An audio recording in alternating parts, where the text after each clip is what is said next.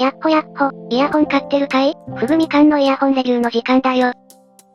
今回するのは、KB イヤースザク、ラーク、ロビンと鳥が続いたと思ったら、突然中国における伝説上の鳥が出てきたわけだけど、これ、突然レジェンダリーになった、というよりは、ここから中国4聖獣シリーズが始まるらしい。他にも聖獣の名前を冠したイヤホンを開発中なんだとか。今回登場したスザクは、1ダイナミックドライバのシンプルなイヤホン、KB イヤーの独特なフェイスプレートデザインを持つものの、形状としてはすでに実績のある、安心して装着できるものを採用してるぞ。10mm のダイナミックドライバー一発を搭載したライバルは、すでに数多く登場してるけど、その中でも後発の KB イヤーブランド、ということで、他社との差別化が期待できそうだ。で、その音色なんだけど、イコライザーをかけないと、EDX なんかに近い、なんか思ってたのと違う。いや、落ち着こう。スザクはそれとは違うドライバーを搭載しているので、何かからくりがあるはずだ。詳しく見ていこう。スザクは、低価格の定番パッケージと、外装をまとっている、プラスチック製のボディに、金属のノズルとフェイスプレート、そして、2ピン端子によるリケーブルが可能な、この価格帯の中国系イヤホンとして、標準的な仕様だ。とはいえ、この価格帯だとまだリケーブル不可なモデルもあるけれど、スザクはリケーブルして長く使えるモデルとなっているぞ。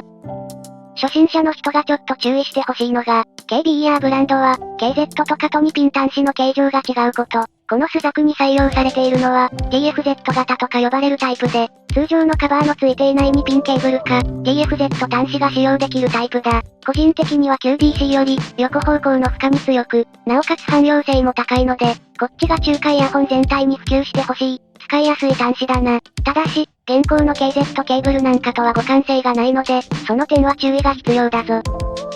スザクの外装は、メインのプラスチックハウジング、金属製のフェイスプレート、そして金属製のノズルで構成される。この価格帯のハイブリッドなんかでよく見る形で、スザクもハイブリッドの姉妹モデルである、ロビンとラークと形状を共有しているぞ。ノズルの角度や本体の大きさなど、標準的な耳掛け型イヤホン、といった感じの仕上がりだ。長時間つけていても、耳が痛くならない一般的な形で、何の問題もないな。この中に、1台のドライバーが収まっているわけだ。音漏れに関しても心配しなくてもいい。フェイスプレート部分には、空気穴はないので、遮音性、音漏れともに中の上、といった感じで、特別気にするほどではないはずだ。ただ、より重量のある全金属製や、内部にまでレジンが注入された、分厚いシェルに比べると、どうしてもプラの素材が薄いので、ある程度外の音は聞こえるぞ。フェイスプレートの質感は好み。完全な鏡面ではなくて、金属の磨き傷が最初から付けられている仕様で、スクラッチ跡が目立ちにくく、また、スザクの特徴的なデザインのモールドも引き立つ。低価格感は全くない、良好な質感だ。というわけで、外観、質感、装着感などは、おおむねすでに実績のある仕様で統一されている。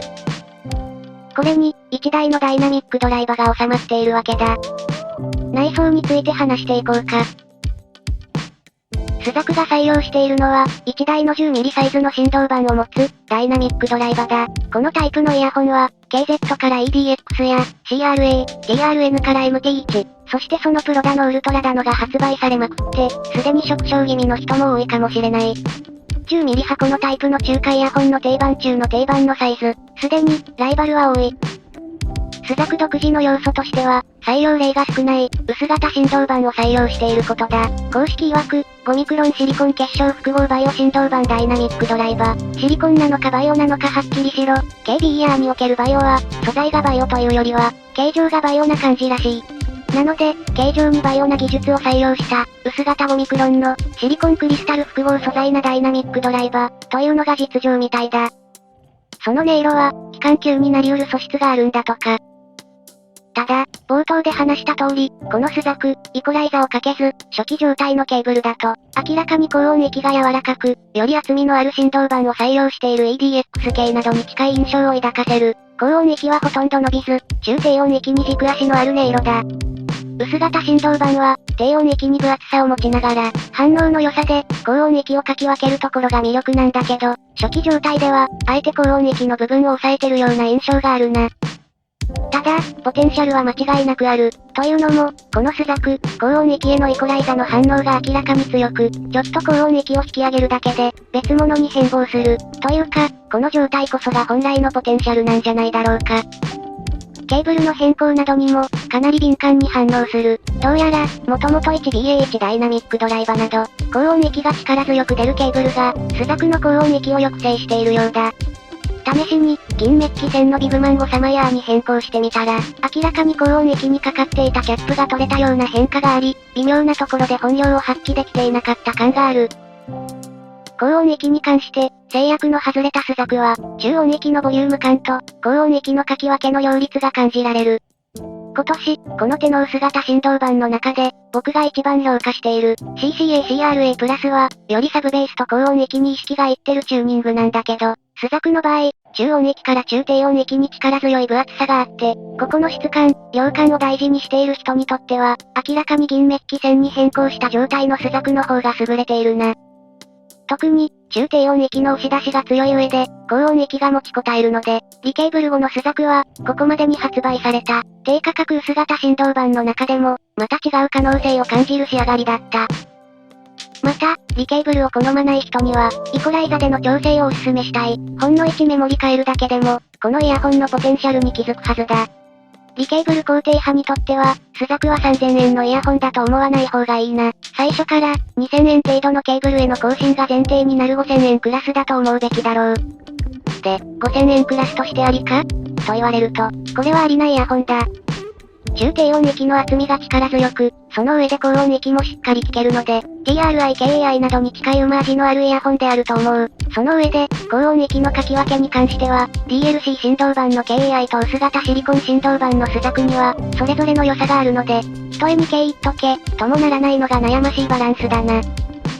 箱出しでポテンシャルを求めると、あれ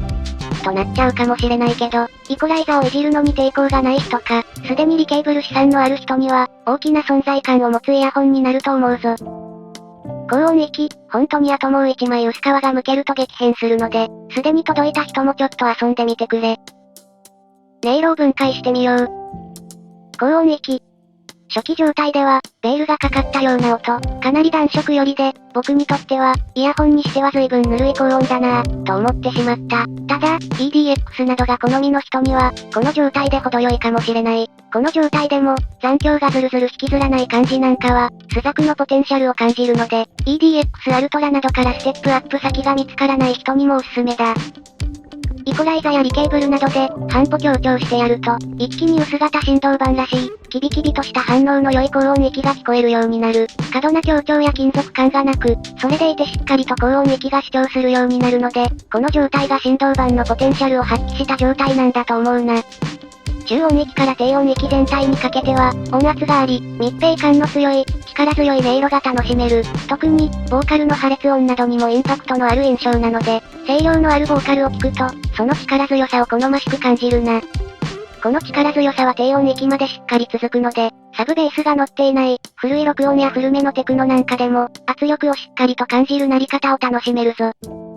この強烈な体験に比べると、サブベースはそれほど強調されていないが、10ミリのダイナミックドライバーはもともとサブベースまでしっかり表現できる。スザクも、しっかりサブベースまで出ているので、現代音楽を聴いても、しっかりサブベースまで感じることができる。中音域が力強く、近いので、空間表現としては、それほど広かったり、抜けを感じたりしない。しかし、高音域がハキハキと出てくる状態にすれば、狭い、と感じることはまずないはずだ。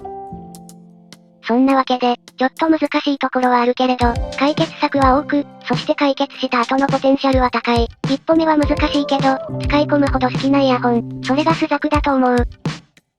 イコライザかけてまで褒めてるんじゃねえよ、とかいうお気持ちが聞こえてくる気もするけど、リケーブルか、高音域の強調が必要、という、初期状態で馬味を出しきれない弱点はあるものの、各科にいじればポテンシャルがぐーんと信びるところ派。緩急の可能性がある、という文句にも納得できるところだ。ドライバのポテンシャルと、チューニングの方向性に可能性はしっかりと感じることができた。それでも、口を酸っぱくして言うが、これは初心者向けのイヤホンではない。一手間かけることができる人、それを苦に感じない人だったら、スザクは可能性を見せてくれるだろう。